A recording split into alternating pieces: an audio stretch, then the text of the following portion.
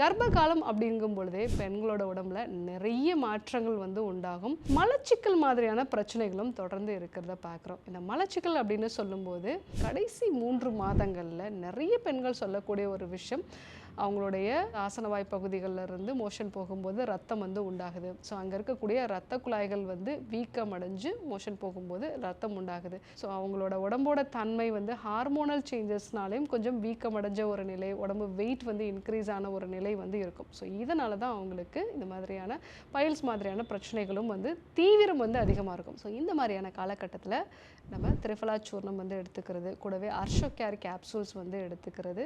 So எளிமையான சில யோகா பயிற்சிகளை நம்மளுடைய மருத்துவமனையில் இருக்கக்கூடிய மருத்துவர்கள் வந்து உங்களுக்கு வீடியோ கால் மூலமாகவே வந்து சொல்லிக் கொடுப்பாங்க. அந்த பயிற்சிகளையும் வந்து நீங்கள் கற்றுக்கும் பொழுது இந்த ப்ரெக்னென்சி காலகட்டத்தில் உண்டாகக்கூடிய மூலம் சம்பந்தமான பிரச்சனைகளை வந்து நம்ம தவிர்த்துக்கலாம்.